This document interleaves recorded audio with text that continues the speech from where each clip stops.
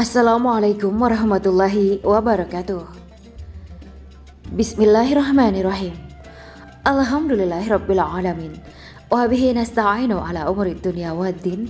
Allahumma shalli wa sallim wa barik ala sayyidina wa maulana Muhammad. Asyhadu an la ilaha illallah wa asyhadu anna Muhammadur Rasulullah. Amma ba'du.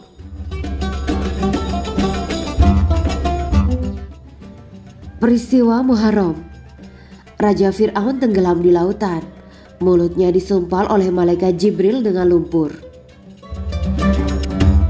Pada tanggal 10 Muharram adalah kiamat bagi Fir'aun.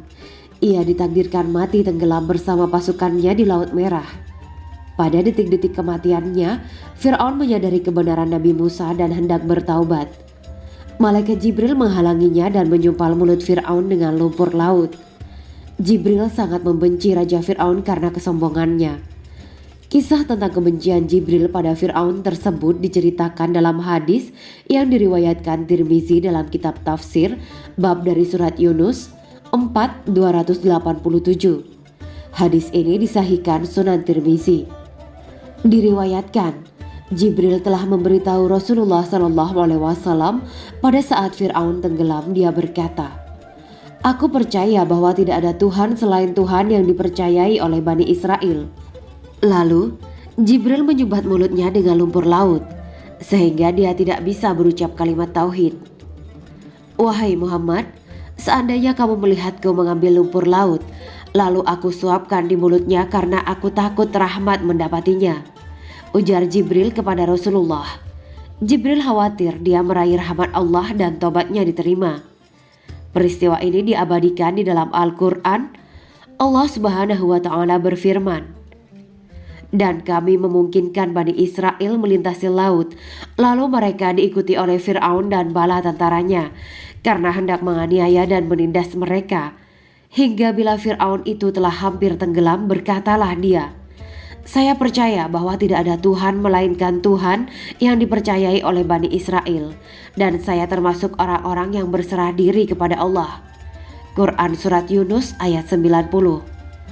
Syekh Umar Sulaiman Al-Ashqar dalam bukunya berjudul Kisah-Kisah Sahih dalam Al-Quran dan Sunnah menuturkan, apabila yang dilakukan oleh Jibril tidak lain karena kebenciannya yang sangat besar terhadap Fir'aun, itu sebabnya Fir'aun tenggelam dalam kekufuran dan kerusakan. Akhir perjalanan. Sejumlah ulama tafsir mengatakan, ketika Fir'aun dan bala tentaranya mencari jejak Bani Israel, jumlah mereka saat itu sangat banyak. Dan yang mengatakan bahwa jumlah kuda mereka saja sekitar 100.000 dan jumlah pasukan Fir'aun secara keseluruhan tidak kurang dari 1.600.000 orang dengan persenjataan lengkap. Sedangkan jumlah Bani Israel yang bersama Nabi Musa hanya berjumlah 600.000 orang dengan perlengkapan seadanya. Nasib Bani Israel kian di ujung tanduk, manakala mereka sampai di tepi Laut Merah, sedangkan di belakang mereka ada Fir'aun dan bala tentaranya yang siap menggempur. Nabi Musa yang pada saat itu berada di barisan belakang kelompok, lantas maju ke depan, tepat di tepi pantai.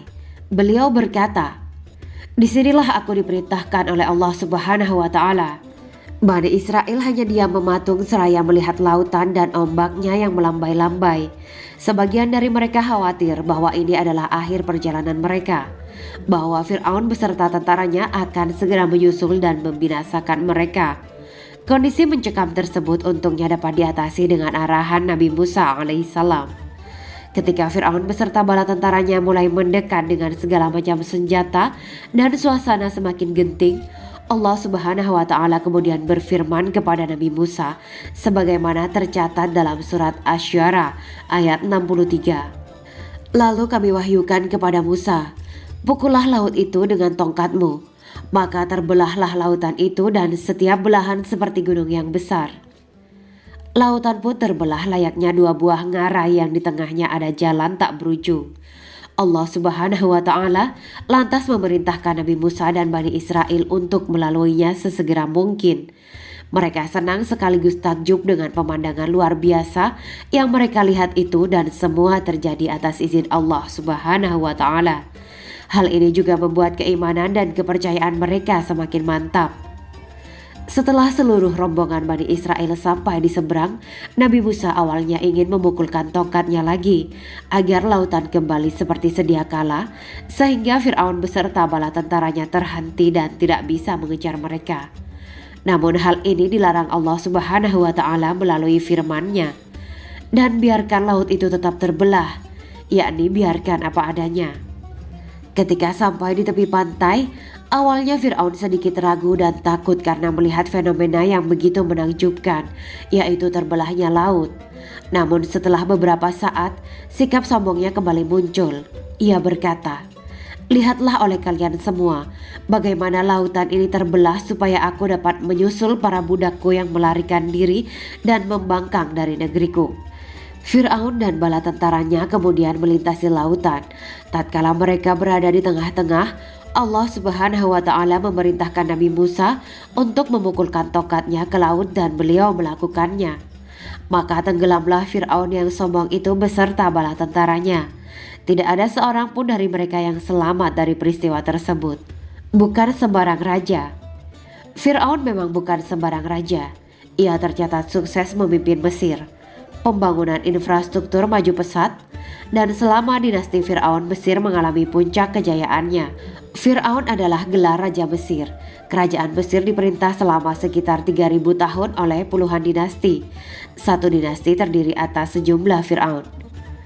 Fir'aun yang oleh kegagahannya dan keberhasilannya dalam menjayakan negeri Mesir semasa Nabi Musa dilahirkan, telah berani menganggap dirinya paling berkuasa. Rakyat yang pada mulanya terbius oleh kekaguman dan pemimpin hebat ini menerima saja segala tuntutan Fir'aun. Akhirnya Fir'aun menobatkan dirinya menjadi Tuhan atau Maharaja, pembuat dan penentu hukum. Maka semua keinginan dan titahnya menjadi undang-undang kerajaan Mesir ketika itu. Rakyat akhirnya ditindas oleh Fir'aun yang sudah mulai menganggap dirinya tidak pernah bersalah. Ketika Musa sesudah menerima wahyu menyatakan kepada Fir'aun bahwa Tuhan satu-satunya yang benar dan paling berkuasa ialah Allah, pencipta seluruh alam, maka Fir'aun dengan bangganya menjawab, "Aku tidak menyangka bahwa kalian masih punya Tuhan selain diriku." Quran Surat 28 ayat 38. Kini telah ditemukan mumi Fir'aun dalam kondisi mulutnya menganga. Tentang Fir'aun mana yang ditemukan itu, Ali Akbar dalam buku berjudul Arkeologi Al-Quran 2020 menguraikan, para peneliti sejauh ini telah mengerucutkan kesimpulan pada dua nama, yakni Fir'aun Ramses II dan anaknya Fir'aun Merneptah. Muhammad Imaduddin Abdul Rohim 1931 sampai 2008 dalam buku kuliah Tauhid yang diterbitkan oleh Pustaka Perpustakaan Salman ITB 1980 memaparkan pada hakikatnya Fir'aun bukan tidak percaya akan adanya Allah Maha Pencipta langit dan bumi. Ia hanya terjangkit penyakit yang sengaja ditularkan oleh iblis, yaitu sombong atau bangga akan keturunannya.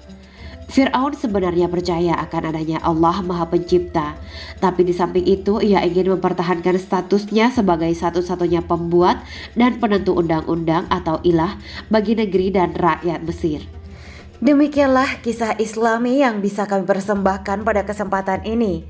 Simak terus channel ini untuk kisah-kisah teladan Islami menarik lainnya. Terima kasih sudah menyimak video ini hingga akhir.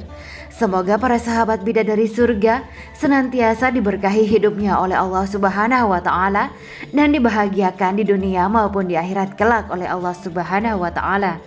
Amin ya rabbal alamin.